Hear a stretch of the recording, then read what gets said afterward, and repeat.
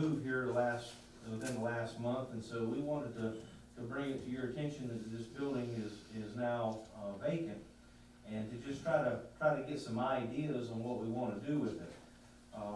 We've also, Sherilyn was able to get, and put at your desk tonight, the power bill, from Duke Energy over the last 2 years. Power bill's been running around $380 to $390 a month.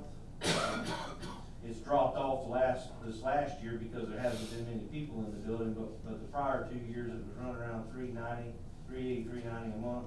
And they've also included the utilities, which is the water and sewer from the city of Madison, to give you some idea on what it costs to keep that building going.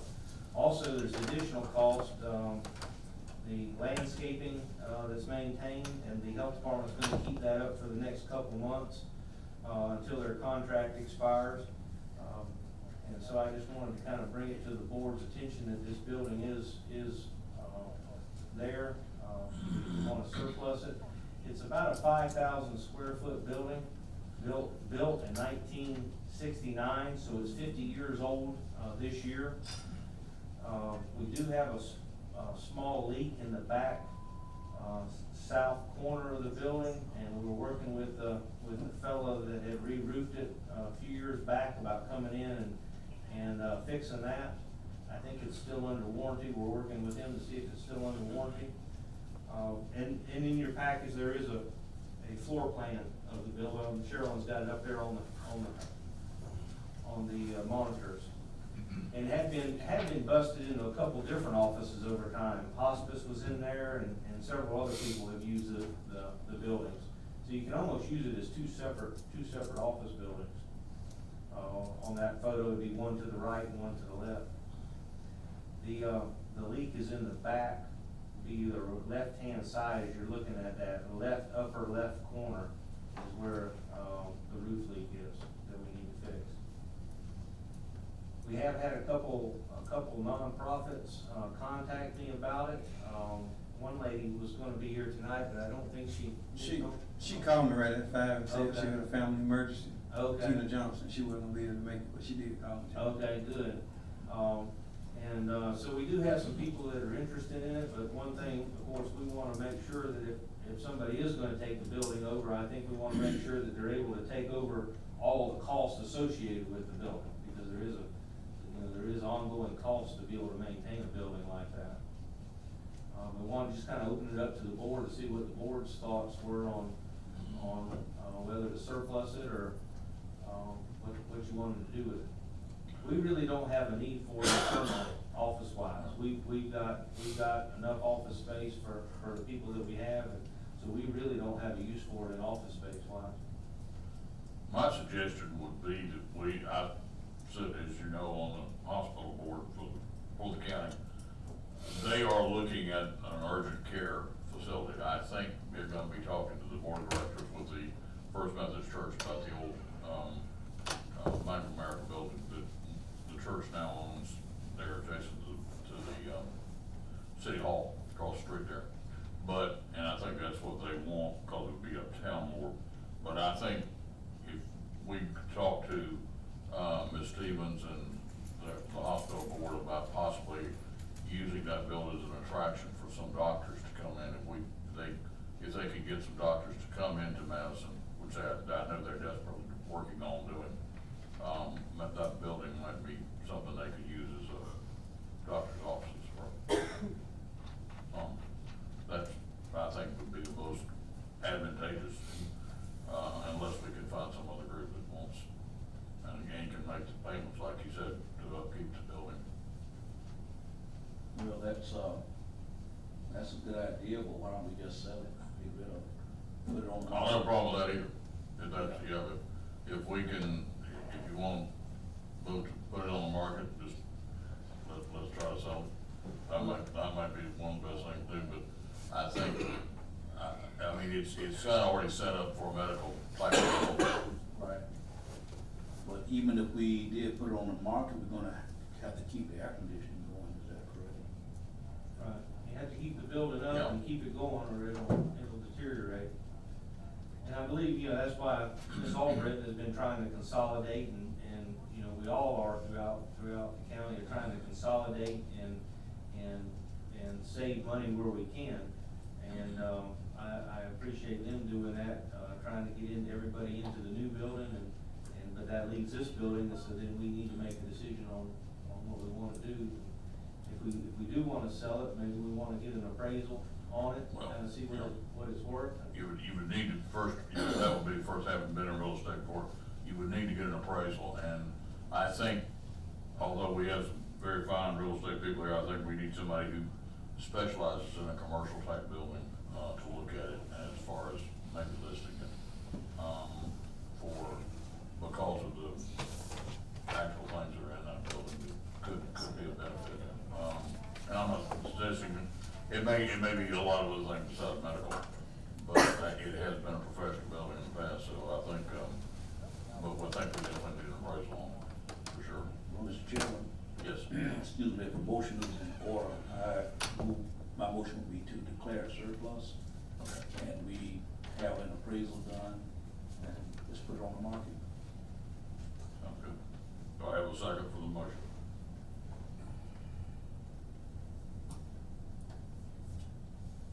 Hearing no second for the motion, I guess fails. I guess, for me, Mr. Chair, I was sitting there thinking, is this something that Crawford can use whenever he's out doing what he does, reaching out through MCDC and our economic development partners? Would it be suitable for light manufacturing or some type of, like I say, commercial use in that area? I respect what the chair says about the medical benefit. I think that's also an option. But open it up for, I don't believe it would be useful for manufacturing. The requests that we get from most manufacturers are large steel buildings with open span, where people can move. The other thing also you're dealing with, there's kind of limited parking in that facility.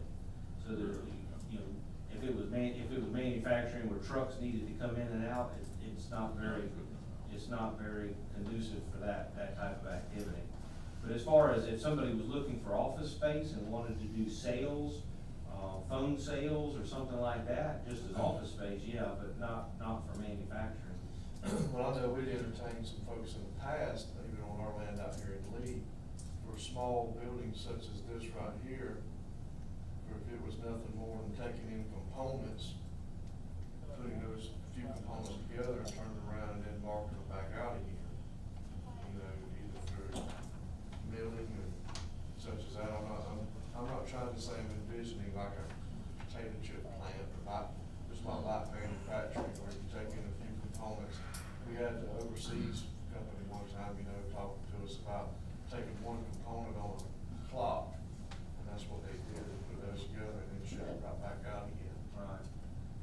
I'm not saying there's nobody that could use it. I mean, there might be somebody, but anybody that we've ever had contact us, we even show them the blue building that we have down there. And most of the time, they say, this isn't enough clear span, or this isn't enough, storage room. They want 22-foot eve heights on their buildings so they can palletize, stuff in there. So I mean, from the requests that we've had in the last 2 or 3 years that I've been here, it wouldn't fit any of those needs. Because like I said, we show them the blue building any chance we get, and that's not high enough ceilings, and not, the girders or the posts in that building are too close together for most of it. Well, Commissioner Davis has got a point though, I'm wondering, I'm thinking outside the box here. Does Crawford ever have any other kind of, and I know we sort of seem to always be looking for the big manufacturing plants that we put at Dale Leslie or something big to use for the blue building or something like that. And we're happy to have the mattress factory coming and all of it. But what about other kind of businesses that aren't necessarily manufacturing something, but maybe looking for, I don't know, home sales or whatever, but could, you know, I think about Ralph Gray's business that he one time had where our carpenter had his airplane parts I'm thinking, maybe there's something other than just manufacturing. If, I don't know what Crawford, if he's just looking strictly at manufacturing, or is he looking at other kinds of businesses we could attract into Madison? We look for everything. Well, We reply to everything that the Yeah. state sends us, Right. but again, they're looking for steel buildings. And- Okay. And something similar to what's in the industrial park, where Yeah. the real wood, Uh-huh. Building used to be located, Right. and even that one doesn't have high enough E heights for a lot of them. They want that 22-foot E height where they can double stack the pallets, so. Okay. I mean, I'm just going from what our responses have been and what we've showed people is this building would not be Yeah, suitable.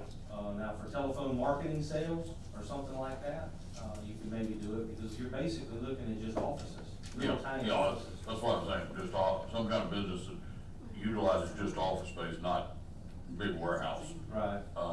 And I don't know whether, you know, if there is any kind of business like that that'd be interested in coming here, but I guess that and what, again, goes back to what I said about, you know, I know the hospital wants to find more doctors because they want to eventually get the surgical end of the hospital going so they can produce more money there.